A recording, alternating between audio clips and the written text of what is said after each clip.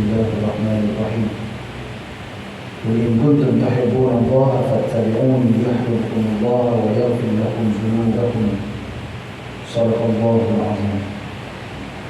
وقال الله سبحانه وتعالى في القرآن الكريم قل إن كان آباؤكم وأبناؤكم وإخوانكم وأزواجكم وعشيرتكم وأموال اقترفتموها وتجارة تخشون كسادها ومساكن ترضونها أحب إليكم من الله ورسوله وجهاد في سبيله فتربصوا حتى يأتي الله بأمره والله لا يهدي القوم الفاسقين. صدق الله العظيم.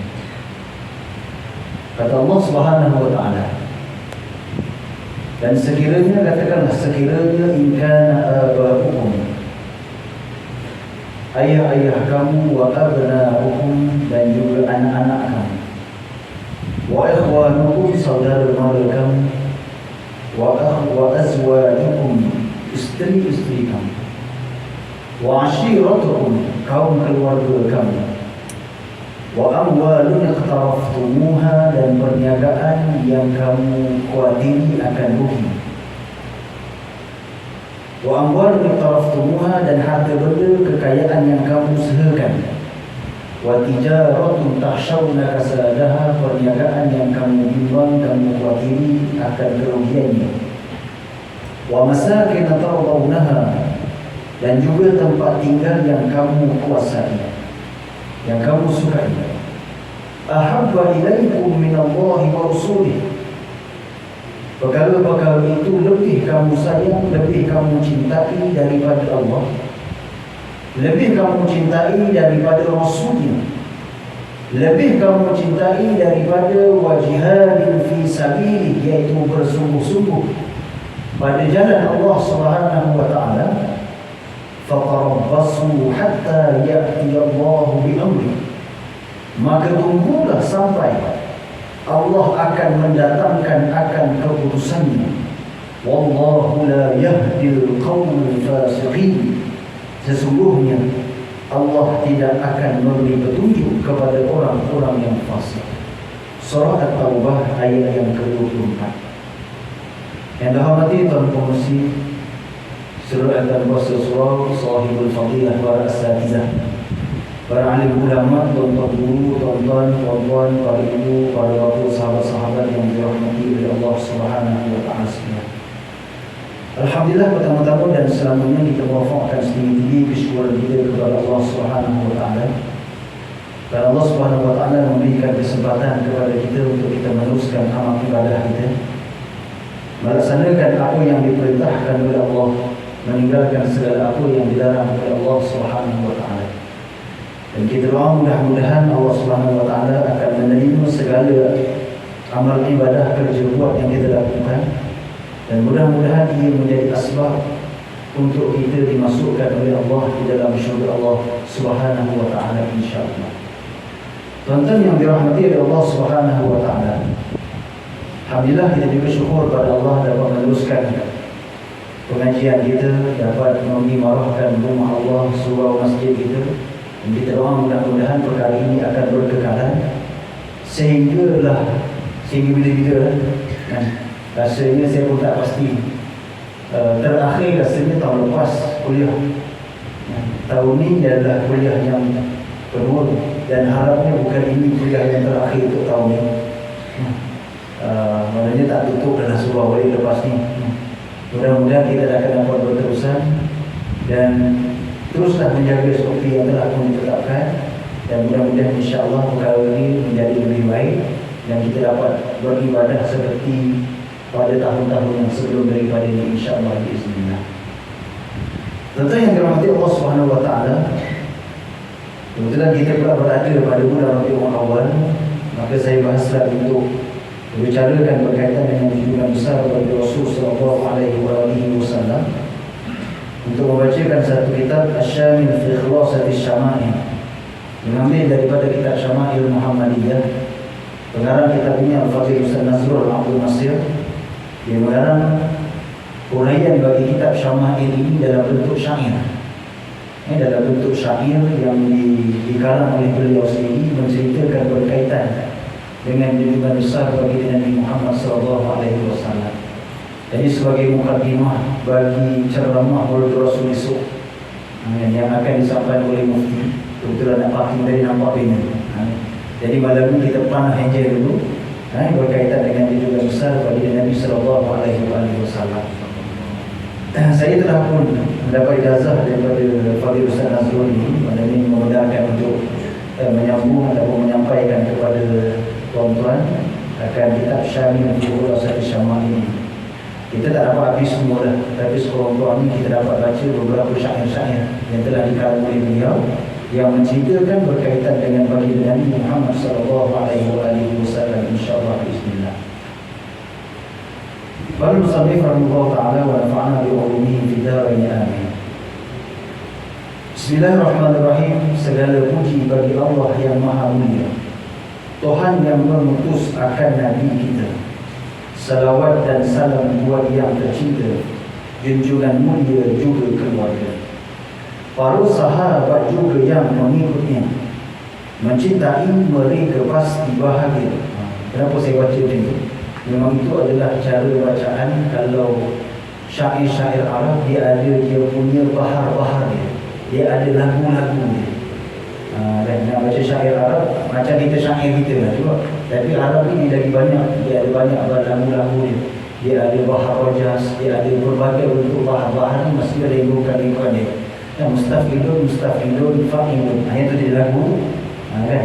Dan kalau kita baca selawat, kalau kita ada berzanji pun ada dia punya taktik dia, ada dia punya bahar dia.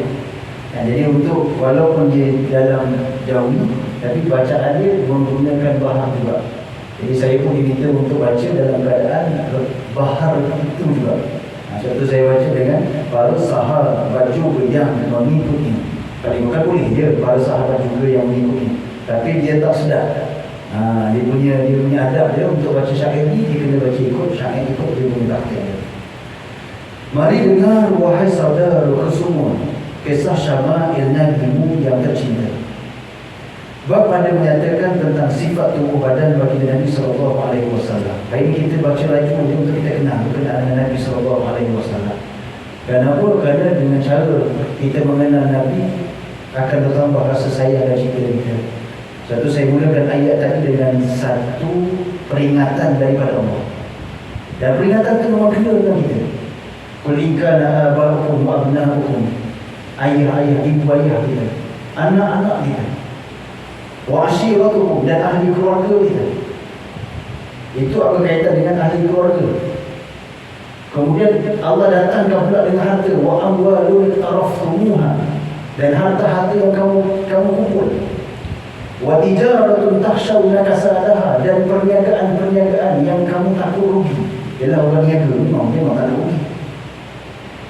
Wa masakin tardawnaha, dan rumah-rumah yang kita bina.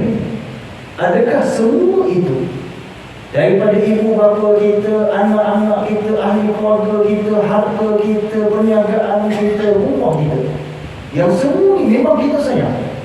Tapi Allah kata ahabba ilaikum minallahi wa rasulih. Adakah perkara semua itu lebih kamu sayang daripada Allah, lebih kamu sayang daripada Rasul? Jadi soalan yang Allah tinggal pada kita, khusus pada saya lah, sebab saya yang menyampaikan. Kereta kita, rumah kita, bisnes kita, saya. Tapi adakah itu kita lebih sayang daripada Allah, lebih kita sayang daripada Rasul SAW? Ini soalan boleh kita jawab sendiri, sebab saya tak boleh nak nilai iman tuan-tuan. Hanya saya beritahu iman saya. Hanya saya sendiri yang tahu bagaimana rasa sayang kepada benda saya, kepada anak isteri saya. Jadi kalau Rasul dan Allah wajihadin fi sabilih, dan bersungguh-sungguh dalam menyampaikan dakwah Islam, bersungguh-sungguh dalam jihad pada jalan Allah, anda yang disebut tadi itu lebih tinggi, fatrabasu hatta ya'ti Allah bi amri. Allah kata tunggu azab yang akan datang. Ayat ni ayat peringatan semua, dan kena tu dengan kita. Sebab memang kita sayang pada anak, kita sayang pada ibu ayah, kita sayang pada harta benda. Tapi soalannya, kalau ini ditanya oleh Allah ketika, ketika mana pada masyarakat, apa jawapan yang boleh tuan-tuan berikan dan saya boleh berikan. Sesuatu tuan-tuan dan Allah SWT berbenturan dalam bulan Rabiul Awal ini. Maka dia dah boleh kita hidupkan sunnah Nabi, ajar anak-anak kita. Suatu Nabi kata, adibu awladakum, ajarlah anak-anak kamu ala thalathati khisalin, 3 perkara. Hubbu nabiyikum, yang pertama sekali cinta kepada Nabi. Anak-anak kita kenal tak Nabi Muhammad kita? Anak-anak kita kenal tak Nabi Muhammad berbanding dengan dia kenal artis Korea? Bukti kenal tak kenal, tuan-tuan balik nanti saya selalu sebut sebelum ni, bagi dia kertas bukti, semua dia tulis tentang Nabi. Berapa banyak dia boleh tulis tentang Nabi? Boleh habis 1 muka surat, boleh habis 2 muka surat, boleh habis 3 muka surat. Dapat 2 muka surat, dapat sehelai, Alhamdulillah. Tapi anda kata kurang daripada itu, bimbang soalan itu ditanya kepada kita oleh Allah Subhanahu Wa Taala. Sebab kita, anak-anak kita, isteri kita sendiri. Sebab Allah sebut hujung terus secara jelas, fatarabbasu hatta ya'ti Allah bi amrih. Dan Allah sebut pula memberikan peringatan kepada kita untuk kita menekankan rasa sayang kita pada Allah, cinta kita pada Nabi, dan kesungguhan kita pada jalan Allah Subhanahu Wa Taala. Sebab kenal Nabi bukan sekadar waktu bulan Ramadan Rasul tidak. Dia kena setiap hari kita kena berselawat, setiap hari kena cerita tentang Nabi. Setiap hari kita cerita tentang Nabi, setiap hari kita kena sebut tentang Nabi pada anak keluarga kita, supaya betul-betul kita kenal bagi Nabi SAW. Sebab Nabi-Nabi lain kita tak dapat keistimewaan seperti mana Nabi Muhammad, iaitu syafaat yang Nabi Muhammad SAW boleh berikan kepada kita. Nabi Adam tak beri, Nabi Idris, Nabi Nuh dan Nabi Ibrahim, semua Nabi-Nabi yang selain daripada kita tak boleh bagi syafaat kepada umatnya. Tapi kita beruntung kerana lahir sebagai umat bagi Nabi Muhammad SAW, kita boleh dapat syafaat Nabi. Akan tapi bagaimana kita berusaha untuk dapat syafaat bagi Nabi SAW. Jadi mudah-mudahan kita baca sedikit ni, esok pun ada waktu Rasul. Bukan sekadar waktu Rasul yang kita kenal Nabi, dia boleh cerita Nabi setiap hari. Kita boleh bawa cerita kepada anak-anak. Kecantikan bagi mereka dan calonnya, rupanya indah bagaikan bulan purnama. Ini tuan-tuan yang pertama sekali, kalau kita lihat pada wajah bagi Nabi SAW dalam satu hadis yang kita rujuk, semua syair ini dirujuk dalam hadis Syama'il Muhammadiyah. Tentang beli bagi buku Syama'il Muhammadiyah, kerana Imam Tirmizi cerita tentang Nabi SAW. Jadi syair ini sekadar dia menceritakan apa yang ada dalam hadis tersebut. So, dalam hadis menceritakan bahawa wajah bagi Nabi SAW ini dia talak wajhuhu talaqu al-qamar lailatul badr. Wajah Nabi ini bercahaya seperti cahaya qamar, cahaya bulan pada ketika malam bulan Ramadan. Jadi wajah Nabi ini sangat-sangat cahaya. So, disebut rupanya indah bagai bulan purnama. Wajah Nabi ini indahnya bagi bulan purnama. Kulit putih kemerahan sifatnya, ini yang terindah jika di dunia. Kulit bagi Nabi SAW, kalau tuan-tuan baca dalam Syama'il, banyak yang ada kata warna warna kita panggil tu, bagi kita ni sawo matang. Sawo ke sawo matang. Tapi yang paling disebut dalam banyak uraian, wajah kulit bagi Nabi SAW warnanya merah kemerah-merahan. Warnanya putih kemerah-merahan, putih kemerah-merahan. Jadi suatu tuan-tuan, apa yang kita dapatkan tadi boleh cerita pada anak-anak. Kulit Nabi warnanya putih kemerah-merahan. Tubuh Nabi tidak tinggi, tidak rendah, sederhana jika pandang memang indah. Tubuh badan bagi Nabi SAW tidak terlalu tinggi dan juga tidak terlalu rendah. Maksudnya kalau di kalangan para sahabat Nabi pada ketika itu, kalau dipandang bersama dengan orang yang paling tinggi, Nabi akan dilihat tinggi lagi daripada itu. Mana mukjizatnya? Walaupun orang itu tinggi, bila bersama dengan Nabi akan dilihat lebih tinggi daripada orang tersebut. Tetapi kalau nak diukur, tubuh Nabi tidak panjang sangat, tidak pendek sangat, sederhana. Berapa cm? Tak dikira, sebab pada waktu itu tak ada cm. Kalau kita boleh dah kira 173, 100 dan sebagainya. Cuma disebut tidak terlalu tinggi dan juga tidak terlalu rendah. Dada bidang, tanda gagah, tidak lemah. punya bulu halus disebut musrawah. Dada Nabi bidang. Dada bagi Nabi SAW bidang. Satu disebut rajulan marbu'an ba'idan ma bainal munkibaini. Nabi dada itu bidang jauh di antara dua bahu. Kan kalau orang kalau kita istilah sekarang sadu, bukan sadu. Kalau sadu kan jalan kan macam ni kan. Ya. Tapi saya pun boleh kan kalau sadu mesti jalan macam ni. Kalau tak sadu mesti jalan macam ni. Ya. Tapi dah sebab badan dia bidang kan. Sebab dia bukan dia memang dia dah buat badan dan sebagainya. Jadi memang badan dia macam tu kan. Kalau macam tu dia tak boleh. Memang macam tu kan. Jadi tumbuh badan Nabi dia bidang. Ba'i dan ba'i dan mangkibai pada jauh di antara dua bahu. Dia tidak jatuh. Tapi pada Nabi dia tegak. Istilah kita kalau kita pandang sebut sadu, kita tahu dah macam mana orang. Dan tanda bidang tersebut adalah tanda gagah tiada lemah. Maknanya nak menunjukkan tubuh badan Nabi sihat. Satu tuan-tuan mata Allah SWT kalau kita baca Syama'il, dada Nabi dengan perut Nabi sekata. Ada yang tengok perut ni. Dada Nabi dengan perut Nabi ni sekata. Sekata ni maksudnya tuan-tuan sekata. Mana kalau kita berdiri, kalau tuan-tuan berdiri, tunduk bawah. Nampak tak ibu jari? Kalau nampak okey lah. Tapi kalau tak nampak one pack tu kan. Kalau itu biasa six pack kan. Ini one pack satu ni. Maka pada waktu tu, dia kalau Nabi tak, Nabi punya tubuh badan dengan apa nama badan, dengan perut dia sekata. Sekata ni menunjukkan tubuh badan Nabi ni sihat. Punya bulu halus disebut musrawah. Iaitu kalau kita lihat dalam Syama'il Muhammadiyah ada menceritakan bahawa bulu daripada Nabi dia nipis, kemudian dia ada satu daripada atas sampai ke pusat. Dia ada bulu Nabi yang nipis daripada Nabi sampai ke pusat, bulu atas yang nipis. Tekuk jenjang seperti di salu perak, tiada celah tambah indah bila bergerak. Tekuk bagi Nabi SAW.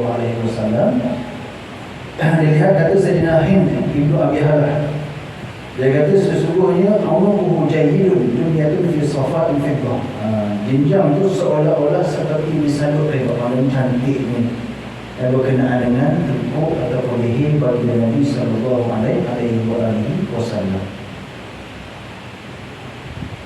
Dari jauh bagi dia dilihat tampan, bila dekat tambah cantik lagi menawan.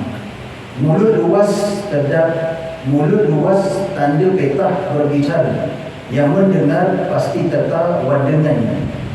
Mulut bagi Nabi SAW disebut luas, wali al-fami mufallijal asnan. Mulut Nabi ni luas. Luah ni tuan-tuan jangan kita pandang masuk luah ni besar sehingga nampak cacat dah. Begitu juga kalau kita tengok dalam Syama'il ada mengatakan bahawa kepala Nabi ni besar. Tapi besar ni bukan macam dalam cerita Kelas Wonderland tu. Yang besar merah kan dah. Itu nampak cacat. Tapi menceritakan berkenaan dengan kesempurnaan bagi Nabi SAW. Masuk mulut luah ni Nabi petah berkata-kata. Suatu bila dengar pasti akan tertawan dengan apa yang disebut oleh junjungan besar bagi Nabi Muhammad SAW. Kebanyakan pandangannya mulahazah, tidak tamak, tidak pandang dengan penuh. Maksud mulahazah ini Nabi SAW melihat hanya di hujung dunia sahaja. Pandangan bagi Nabi SAW, la tamuddanna aynaka, seperti mana Allah sebut dalam Al-Quran. Mana pandangan Nabi SAW memandang dunia ini hanya sekadar berada di tangan semata-mata, tidak ada dalam hati. Maka begitu juga yang diajar oleh bagi Rasul SAW berkenaan sifat qanaah yang perlu ada pada kita. Tidak menghalang untuk kita jadi kaya, akan tetapi dengan kaya tersebut menjadikan kita semakin takwa kepada Allah. Apa takwa bagi orang kaya? Takwa bagi orang kaya bukanlah semata-mata dia bangun malam. Ada orang ni kaya, dia sangat rajin bangun malam, tetapi dia tidak rajin dalam menyumbang, dia tidak bertakwa lagi. So bagi orang kaya, takwa dia adalah dengan kekayaan tersebut dia infak. Dengan kekayaan tersebut dia menginfakkan hartanya, menggunakan harta yang kaya raya itu untuk pada jalan Allah Subhanahu wa taala. Itu takwa bagi orang yang mempunyai kekayaan. Kalau bangun malam orang yang tak ada duit, orang yang tak ada harta, maka dia akan takwa dengan lima perkara. Tapi orang yang kaya, orang yang mempunyai duit, takwanya adalah dengan dia menginfakkan hartanya pada ke arah kebaikan. Pendengaran yang tajam dia ada tandingan. Ketika Mi'raj terdengar bunyi coretan. Cukuplah kemuliaan tubuhnya disebut oleh pencipta yang mulia. Pendengaran bagi Nabi SAW adalah pandangan yang sangat pendengaran bagi Nabi adalah pandangan yang sangat hebat. Bab ada menyatakan tentang khataman nubuwah, tanda-tanda kenabian bagi Nabi SAW. Tanda kenabian Nabi yang mulia ada terdapat di belakang badannya, lembut jika disentuh pada tempatnya, punya bulu halus di sekelilingnya, bentuk sebesar lembu burung puyuh, ada riwayat terang lagi bersuluh. Pada Nabi jika punya tandanya ada pada tangan kanan mereka, ada pada tangan kanan mereka. Nabi kita zahir kenabiannya, tidak perlu tanda pada tangannya. Tanda kenabian bagi Nabi SAW, dia berada di belakang tubuh badan bagi Nabi SAW. Dalam satu hadis daripada Sayyidina Jabir mengatakan, ra'aitul khataman baina katifai Rasulullah SAW. Tanda kenabian bagi Nabi SAW ada di belakang Nabi. Ada di belakang bagi Nabi SAW, lembut jika disentuh pada tempatnya. Dia adalah seperti daging yang terkeluar, daging lebih yang berada di belakang tubuh badan Nabi. Dan di daging tersebut ada bulu-bulu halus yang berada di sekeliling tanda kenabian Nabi tersebut. Dan besarnya tanda kenabian Nabi itu disebut sebesar telur burung puyuh. Cik besar dia ada dekat belakang. Dan kalau dilihat dalam perbahasan disebut dalam kitab Syarahan bagi Syama'il Muhammadiyah, iaitu kitab Mawahib Al-Dunia, banyak ada di antaranya mengatakan lebih tepat lagi berada di belakang setentang dengan hati. Setentang dengan hati. Ini hati itu kan?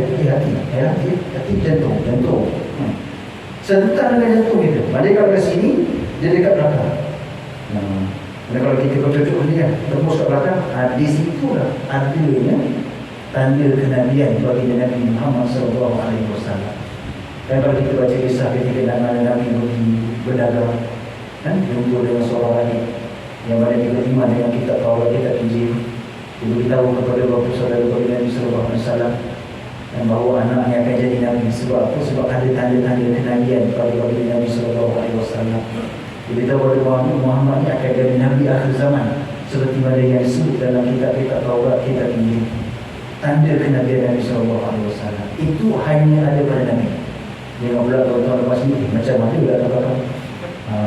Lepas ni ada seorang Nabi dan timbul dekat banting baru. Itu tak ada. Itu Nabi akhir zaman dah tak ada dekat kita. Kalau ada tu pun nasib lah. Kebetulan ada tak ada. Kemudian Nabi-Nabi yang lain juga ada tanda kenabian, iaitu ada pada tangan kanan mereka. Dia tak ada bang.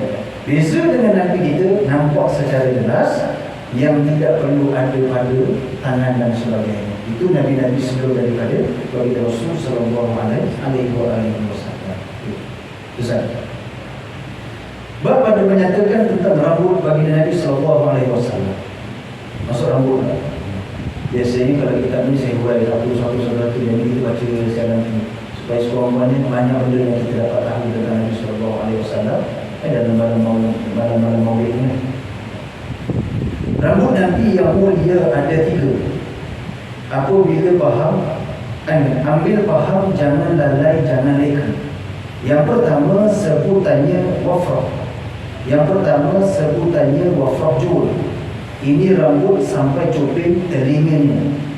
Yang pertama rambut Nabi wafrah. Wafrah ni panjangnya sampai ke cuping telinga banyak. Jadi panjang sampai ke cuping telinga. Yang kedua, sampai pada pertengahan tengkuk disebut limah di lubuk jangan. Tengkuknya disebut limah di lubuk jangan. Yang kedua namanya limah. Kalau yang pertama tadi nama apa? Wafrah. Yang kedua namanya limah. Bukan tukar limah. Limah. Limah ni mana? Kalau tadi sampai ke cuping telinga, limah ni lebih daripada cuping telinga, tengah setengah. Lebih daripada cuping telinga. Jummah pula yang terakhir sebutannya, yang mencecah bahu baginda yang mulia. Yang ketiga namanya jummah. Wafrah, limah, jummah. Beringat tak? Lepas ni balik cerita kan? Wafrah sampai ke cuping telinga, limah pertengahan, jummah sampai menyentuh bahu baginda Nabi SAW. Panjang. Adakah Nabi pernah botak? Ya, Nabi pernah botak. Antaranya ketika mana Nabi nak minta kepada para sahabat selepas daripada Sulhul Hudaibiyah. Dan selepas Sulhul Hudaibiyah, sahabat-sahabat dia tak puas hati, sebab perjanjian tersebut seolah-olah berat sebelah. Tapi sebab itu adalah keputusan Nabi. Dia bukan keputusan Nabi, bukan datang daripada Nabi saja. Dia datang daripada Allah Subhanahu Wa Taala. Lalu diperintahkan kepada para sahabat untuk cukur rambut. Suatu kita dalam ibadah haji umrah kita ada tahlil. Lalu bila Nabi suruh, sahabat-sahabat macam gaduh tak nak buat. Lalu Nabi tahlil dulu, Nabi keluar. Bila tengok sahabat tengok Nabi buat, lalu mereka pun buat ikut apa yang Nabi buat, sebab malu bila Nabi buat. Maknanya Nabi juga pernah bawa ke badan. Cuma ni ialah, walaupun rambut panjang, nanti kita akan tengok dia tidak biar macam tu lah. Bukan rambut panjang tapi tak betul lah. Tak tengok daripada belakang tertukar, mak hampir ke siapa. Yang tu tak kena. Rambut panjang boleh, tidak salah, tapi pastikan dijaga sebagai yang kita akan sebut. Ikan mayang rambut Nabi yang sempurna, tidak lurus, tidak kerinting bentuknya. Macam mana sifat rambut Nabi? Ikan mayang. Tidak terlalu lutut, tidak terlalu lurus, dan juga tidak terlalu kerinting. Ini kena ingat. Sebab lepas ni kalau cerita tentang rambut, kita tahu rambut Nabi. Barulah dia rasa macam kita dekat dengan Nabi. Macam waktu zaman tahun-tahun dulu lah. Waktu mula sebelum kahwin. Kalau adalah kan, kalau cinta lah sebagai itu. Orang yang kita sayang, kita tahu semua. Tahu dia suka apa, tahu dia tak suka makan apa, rambut dia macam mana. Kalau perempuan kita tak tahulah kan.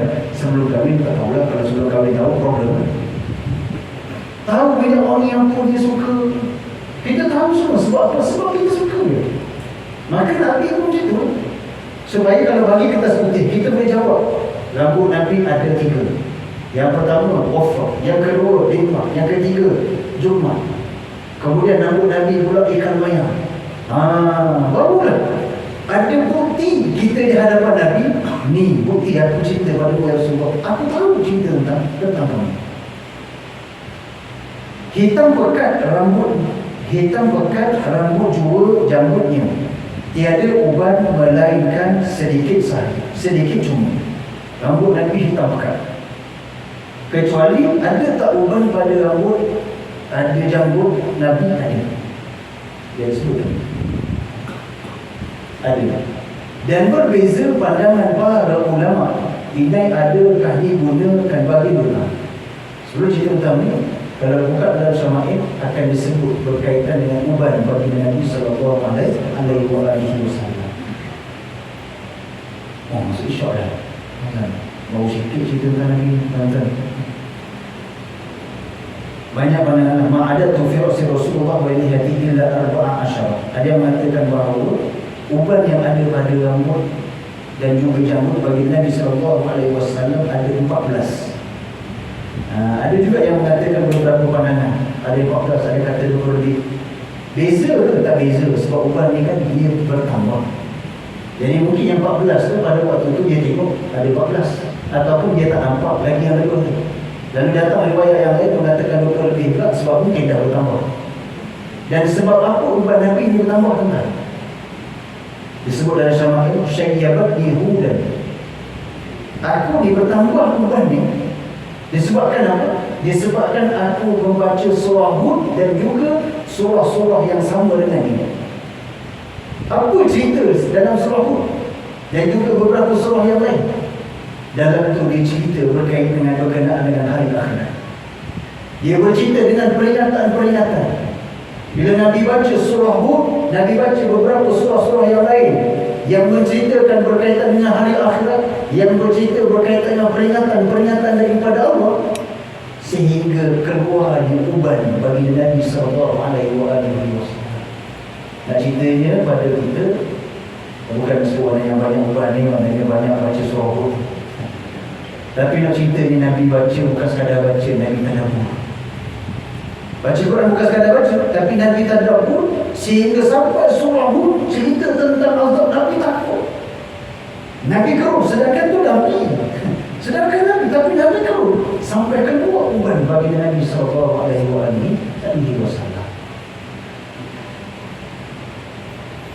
Dan berbeza pandangan para ulama. Inai adakah digunakan baginda yang terbuat kata guru yang mulia, tiada berinai baginda yang tercinta. Yang ini ada pandangan ulama berkaitan dengan menggunakan inai. Yang ini banyak perbahasan, tapi daripada perbahasan ada yang kata Nabi pakai inai untuk memutihkan rambut tadi. Begitu juga ada yang mengatakan tidak. Jadi pandangannya tidak ada dua pandangan, tuan-tuan boleh pakai, tidak jadi masalah. Untuk menginaikan rambut ataupun menginaikan janggut. Ya. Jadi banyak kuasa tentang yang kita kena bincang secara khusus. Yang menginaikan rambutnya yang mulia, para sahabat baginda yang setia. Kalau dalam kitab ini mengatakan bahawa yang memang confirm menginaikan rambut, menginaikan janggut ini adalah para sahabat Nabi, Sayyidina Abu Bakar dan sebagainya. Jadi boleh tak kita nak menginaikan rambut? Boleh, tidak menjadi masalah. Selama mana kita menggunakan inai tersebut, inai yang betul lah, bukan kita pakai alat-alat yang lain dan sebagainya. Okay? Kemudian dia tegah daripada kita menginaikan daripada warna putih kepada warna hitam. Sebab kalau kita pakai inai, dia akan jadi warna merah, dia tak akan jadi warna hitam. Tapi kalau kita pakai warna dan sebagainya itu, bila dia tukar kepada hitam, dia ditegah dan tidak dibenarkan. Tapi untuk ini tidak menjadi masalah sebab dia akan berubah pada benda. Sebab apa? Sebab dah menggambarkan, kalau zaman dulu ni dia pegang. Bila pegang, nampak kalau semua rambut putih, dia musuh. Oh, putih belaka ni rambut. Kalau putih belaka ni jentik dia tu. Tapi bila dah inai, tak dia pun rambut putih ni, kena main-main. Orang muda belaka. Jadi kalau kita tak ada sebab, tak payahlah. Tidak timbang jadi bahasan yang lain. Bertabaruk dengan rambut baginda, tidak ingkar melainkan yang buta. Jika kamu tidak mahu percaya, tidak ingkar wakil hanya yang hina. Dan baginda menyarankan pada kita agar memuliakan rambut jangan hina. Rapikan dengan minyak yang mulia dari pokok yang didoakan Nabi ini. Berkaitan dengan tabaruk kepada rambut bagi Nabi SAW tidak menjadi masalah. Ini bab tabaruk ini panjang saja. Bab tabaruk ini kita mengambil keberkatan daripada bagi Rasul SAW. Perbahasan para ulama panjang. Cuma orang-orang terkini dia bahas pada boleh tak boleh, jadi ini dan sebagainya. Tak payah bahas. Ulama-ulama dulu bahas lah. Ada pandangan kata boleh, pandangan kata tak boleh. Tuan-tuan ambil lah yang mana. Tuan-tuan nak potong tak boleh, silakan. Tapi jangan salahkan pandangan yang mengatakan boleh. Itu macam kita tak boleh, tak ambil lagi. Sedangkan ulama-ulama dulu itu dah keluar dah, Imam Syafi'i dah keluar dah, sebut dah berkenaan dengan perkara tersebut.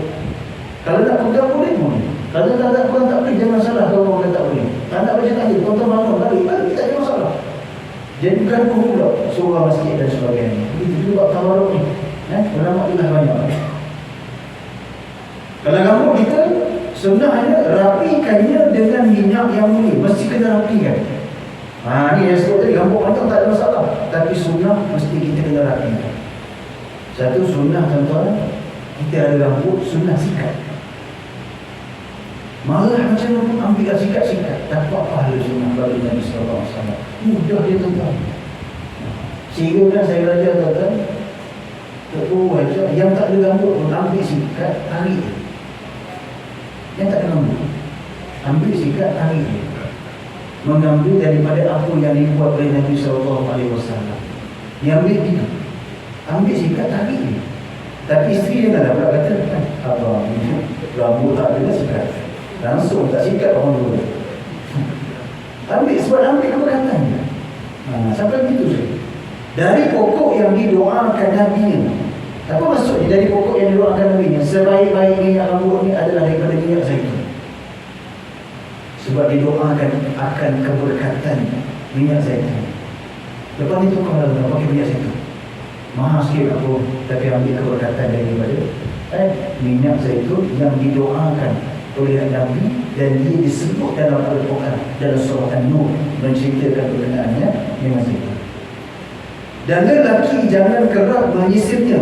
Itu sikap wanita, jangan dilupa. Bagi lelaki, walaupun kena sikat, walaupun kena minyak, jangan kerap sangat. Sikit-sikit buka keluar sikat. Lepas 5 minit ambil lagi sikat. Kita tengok menyamuk handsome sangat ke dia. Perkara tu jangan dibuat. Sebab Nabi kau hadis ni adalah syama'il pertama tengok. Sebab sifat tu bagi orang perempuan tak apa lah. Orang perempuan tak apa, sebab rambut panjang, nak kena disikat dan sebagainya. Bagi lelaki jangan dibuat. Ikutilah petunjuk Nabi yang mulia, takkan rugi di akhirat dan di dunia. Dalam bab rambut, tuan-tuan ada rambut, tuan-tuan minyakkan rambut, tuan-tuan sikat rambut, banyaklah situ pahala yang tuan-tuan dapat daripada sunnah Nabi. Itu dia pun sebut pada anak.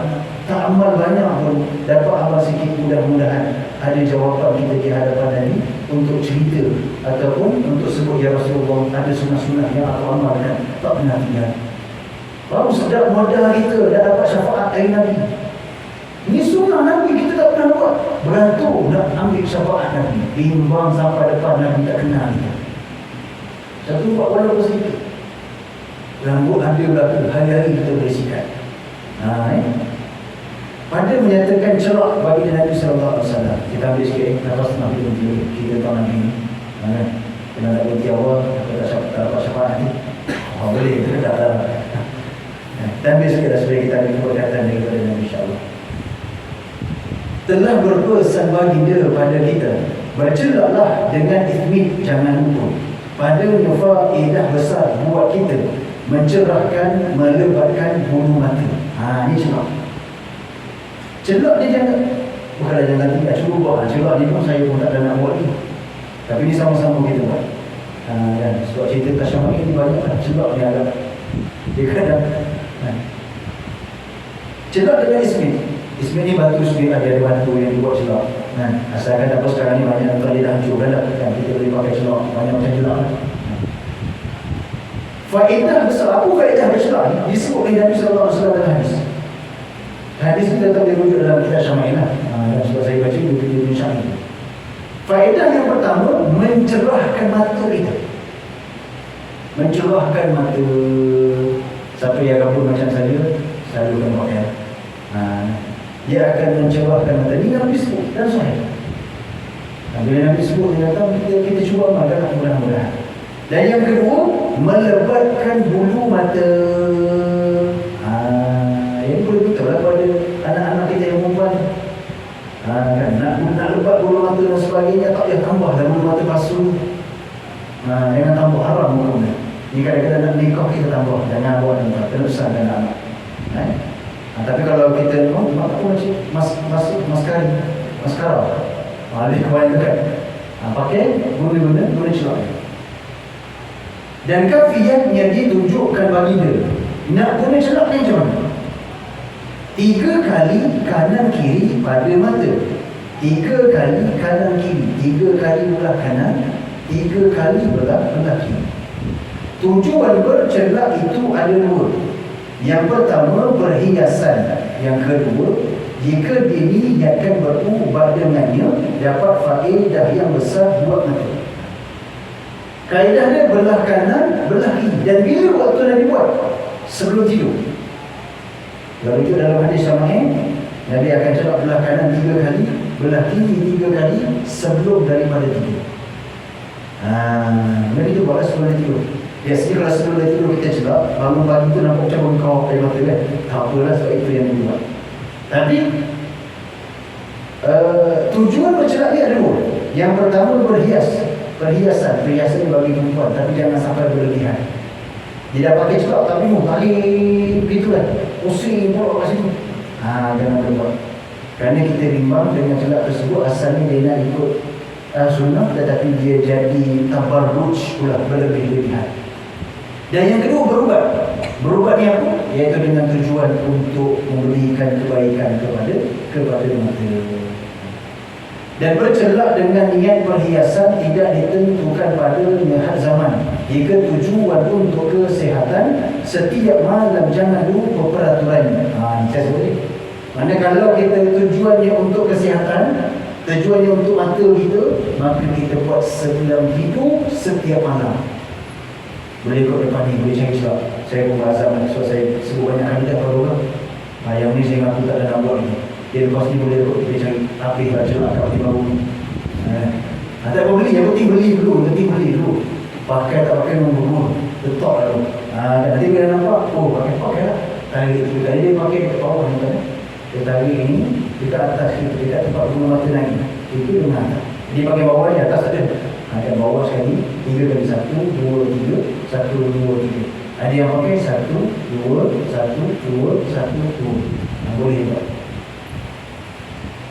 Sini. Bab pada menyatakan tentang pakaian baginda Nabi. Ketahuilah wahai saudaraku semua, hidup Nabi kita sangat sederhana. Walau Tuhan memberikan kepadanya perbendaharaan dunia dan isinya, hidup Nabi sederhana. Walaupun Nabi ni Allah bagi belaka kalau Nabi nak kaya. Nabi kalau nak emas, Allah boleh bagi, boleh. Nak tukar bukit tu jadi emas, boleh belaka. Tapi Nabi sebagai qudwah kepada kita. Kalau Nabi kaya raya, hari ini putih kan? Tapi Nabi hidup dalam keadaan sederhana, nak menjadi contoh kepada kita bagi walaupun bersederhana, tapi Nabi masih boleh beribadah dan sebagainya. Bagi yang kaya, sahabat-sahabat Nabi yang kaya-kaya memberikan infak dan sebagainya. Dan pakaian yang mulia disukainya, komis jua hanya satu, tiada dua. Yang dipakaikan di bawah pakaiannya bukan serta hanyalah pasal haji. Pakaian yang biasa dipakai oleh Nabi SAW ni adalah komis. Komis ni apa tuan-tuan? Komis ni kalau disebut dalam kitab Syama'il yang tuan-tuan boleh beli. Nak sedap tuan-tuan boleh cari dalam kebal Syama'il Muhammadiyah daripada Telaga Biru.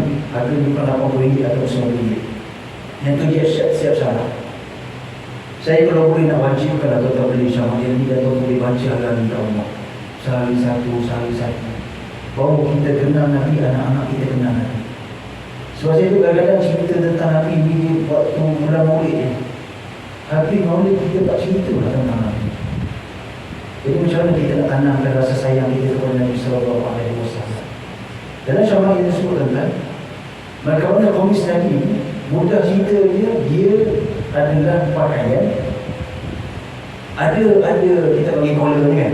Bukan collar lah, ada tempat nak masuk ruang kepala. Kemudian dia ada ni mana tempat tangan lah. Kemudian panjang dia lepas, dan panjangnya ada beberapa keadaan. Ada yang kata panjangnya sampai ke betis. Kalau sampai ke betis, kita boleh rasa, kita boleh namakan macam kurta ya. Kan kurta kan sampai betis. Ada juga yang mengatakan sampai atas buku lagi. Itu kalau kita panggil sekarang jualan macam terima pakai, jangan pakai. Ada juga yang kata seperti baju meja yang kita pakai, tapi dia bukan botang dia separuh, bukan sampai habis. Jadi kalau percaya pakai, kita dalam dia pakai, niatkan terus kita pakai seperti mana komis yang dipakai oleh baginda Nabi SAW. Dan panjang dia ni, dia ada dua keadaan. Yang pertama, panjang bila kita turunkan ke bawah, betul-betul sampai dekat pergelangan tangan sampai sini. Dan yang kedua, kalau kita panjangkan, dia betul-betul sampai ujung ni, ini dan tidak boleh lebih. Kalau lebih kita akan disebut sebagai mubazir. Dia sama ada satu ujung sini ataupun sampai ke pergelangan tangan. Jadi kalau kita nak buat jubah, kalau panjang tu kita potong sampai sini ataupun kita potong sampai satu ujung ni saja. Jangan lebih daripada. Ini adalah kalau tuan-tuan pakai jubah. Tapi kalau maksud jubah, kita sebenarnya macam perbezaan istilah. Jubah sebenarnya jubah ialah pakaian yang kat luar. Dan kalau imam kan, imam dia kadang pakai baju biasa saja, kemudian dipasang dekat luar. Yang butang dia daripada atas sampai ke bawah. Yang tu baru nama jubah. Tapi kalau macam saya pakai ni namanya komis. Itu istilah. Tapi kita dah biasa dah macam ni pun jubah juga. Jangan pula pergi dekat kedai, saya nak komis boleh, komis. Pening tukang kedai. Kata komis tak ada, Jumaat ada. Kita kata nak jubah lah. Itu istilah yang kita biasa punya. Warna hijau jadi pilihan baginda. Juga merah tampak cantik, juga merah sebab nak baca ikut. Ingat, juga merah tampak cantiknya baginda. Warna kesukaan Nabi yang pertama hijau. Ini tak ada kena-mena mengenai hidup atau yang mati. Kalau suka hijau ni macam apa lagi kan. Tapi itu Nabi suka hijau. Dan juga kadang-kadang Nabi pakai merah. Sebab dalam hadis Nabi pakai merah tu, nampak Nabi sangat tampan ketika Nabi pakai baju dalam keadaan merah. Jadi bila sebut warna-warna ni, bila kita pakai, contohkan Nabi pakai baju hijau, jadi bila sebut ni antara warna yang Nabi pakai. Anak kita dia suka warna tu. Suka warna apa merah? Sebab apa warna merah? Kalau jawapan mudah sekarang, dia akan jawab pada cikgu tanya, warna kesukaan kamu apa? Saya suka warna merah, cikgu. Cikgu ni comel tak? Kenapa suka warna merah? Sebab darah saya dengan darah cikgu sama merahnya. Macam. Mudah sama sekarang, apa dia kira? Dia jawab macam tu pula kan. Ini cikgu comel. Patutnya anak kita jawab, kenapa suka warna merah? Sebab Nabi pakai baju warna merah. Nabi suka warna merah. Jadi saya suka warna merah, cikgu. Barulah cikgu tersebut genggam tangan. Sallallahu. Barulah dengan cikgu-cikgu bawa cikgu. Kena jawab. Kata Barra anak Azib sahabatnya, tidak pernah dilihat yang setampannya. Warna putih juga jadi pilihannya. Warna yang terbaik di sisi baginda. Ya, Nabi suka dia. Nabi suka merah. Tapi yang paling baik di sisi Nabi, yang paling disukai oleh Nabi adalah warna putih. Sebab warna putih? Kerana itulah pakaian akhir bagi manusia. Dan bagi dia punya jubah dari rumah yang sempit pada bahagian lengannya. Ini bukti kata guru yang mulia, baginda ikan pakaian zamannya. Kisah tebal izar kasar pakaiannya, tidak dijemput oleh yang maha esa. Yang akhir betulnya pasal. Kisah tebal izar kasar pakaiannya. Yang terakhir sekali saya sebut berkenaan izar. Izar ni apa? Izar ni adalah pakaian yang Nabi pakai sepasang. Satu di bahagian atas yang Nabi guna untuk balik badan. Satu lagi adalah sepasang kain yang dipakai di bahagian bawah. Kain yang dipakai di bahagian bawah atas daripada pusat. Satu lagi iaitu yang dipakai untuk menutup di bahagian atas. Itu dipanggil izar.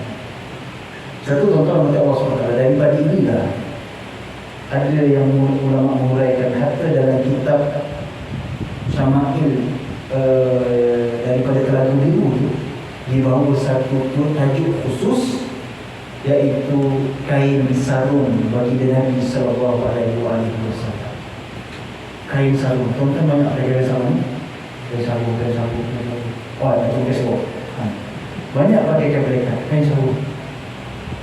Jadi kain sarung ni juga mengambil daripada izar yang dipakai oleh baginda Nabi sallallahu alaihi wasallam ini. Kita boleh katakan kain sarung ini juga antara pakaian yang dipakai oleh baginda Nabi sallallahu alaihi wasallam.